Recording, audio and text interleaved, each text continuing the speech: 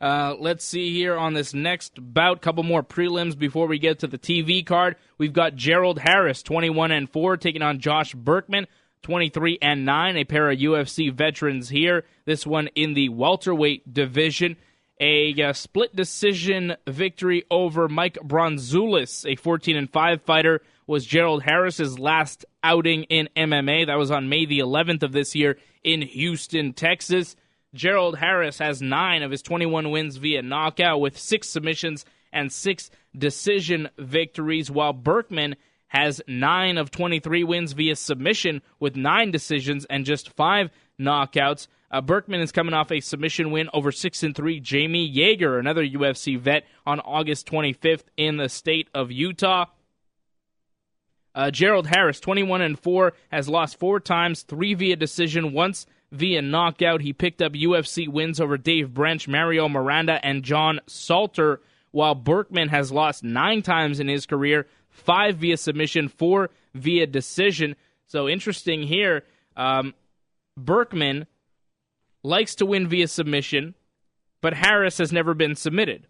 Harris has the majority of his wins via knockout, but Burkman has never been knocked out. So it's kind of, which one will give here in this fight. Burkman had UFC wins over Josh Neer, Drew Fickett, and Forrest Petz. He had a 5-5 UFC record prior to his release. He is currently riding a 2-fight win streak and is 32 years old. Burkman's been fighting since 2003, representing Team Quest out of Portland, Oregon. He's originally, though, from the state of Utah. Gerald Harris is riding a 4-fight win streak. He's been fighting since 2006. He's also 32 years old, originally from Tulsa, Oklahoma. He picked up a 3-1 UFC record in 2010, 4 fights in the year before he was released after that loss to Michael Falcao. It'll be Gerald Harris taking on Josh Burkman, a pair of UFC veterans here at welterweight. I'm going to go with Gerald Harris. I think that he's been very good since his release from the UFC, 4 wins in a row, and quite frankly, I don't think he ever should have been released from the UFC. I think that Harris is a younger 32 than Josh Burkman is. I think that Harris has better wrestling than Josh Burkman and will pick up a decision victory tomorrow night. Well, I like the fact that Josh Burkman fights out of Team Quest in Portland, Oregon, which makes me want to lean towards him. But I remember what his release from the UFC, it being shocking, how he was released. And what's funny is not long after, McKough Falcao was released, and now is fighting for Bellator for testing positive for steroids. So Gerald Harris got kind of the raw end of the deal. But I like the fact that Burkman finished his last fight, whereas Harris went the distance with a virtually unknown guy, whereas Jamie Yeager was on The Ultimate Fighter. Nonetheless, I still am going to agree with you and lean towards Gerald Harris. All right, so we both like Gerald Harris to win. I like his wrestling. I think he'll pick up a decision. We move on to Hannes Torres taking on Brian Cobb, a pair of UFC veterans as well, although neither of these men got victories in the UFC. Hannes Torres went 0-2 with decision losses to Melvin Gillard and Jacob Volkman fighting in the UFC in 2010, but is currently riding an 11-fight win streak.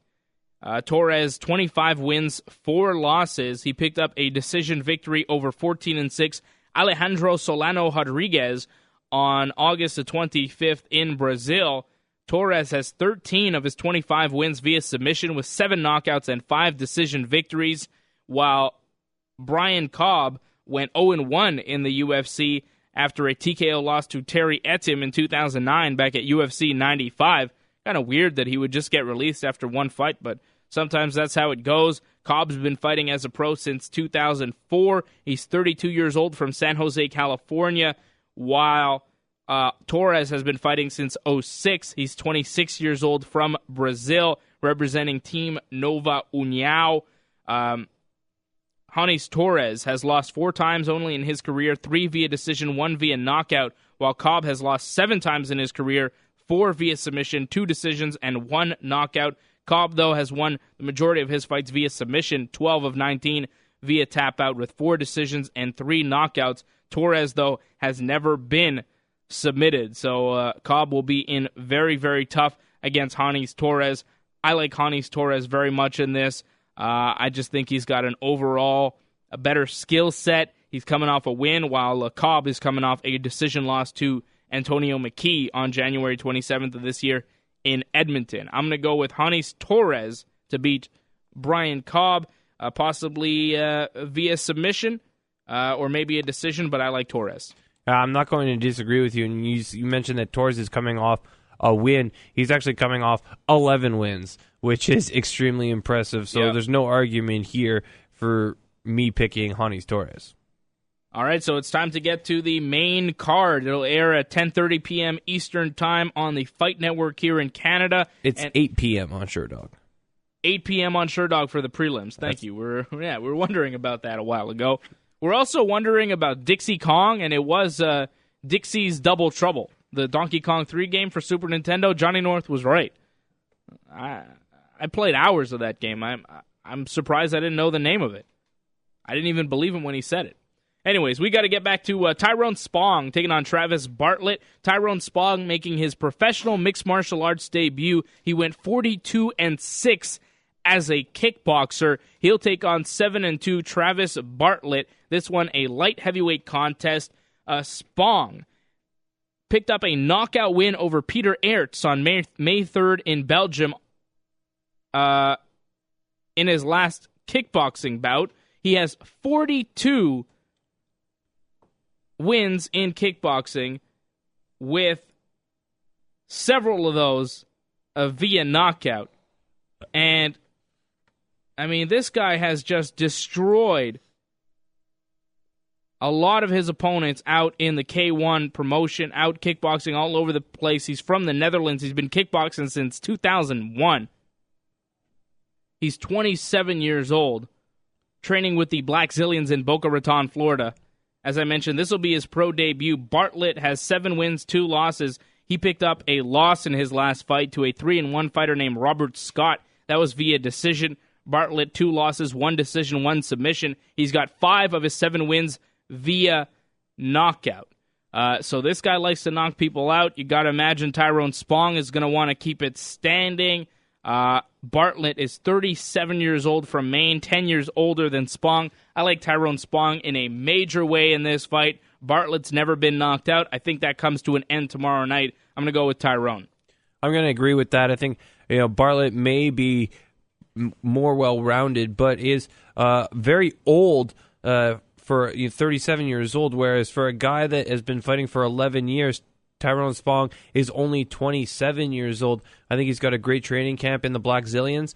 And to be perfectly honest, this kind of seems like one of those classic gimmick fights where the promotion is kind of throwing Spong a bone and attempting to create some buzz around him. I think that's exactly what it is. I think Travis Bartlett is being fed to Tyrone Spong.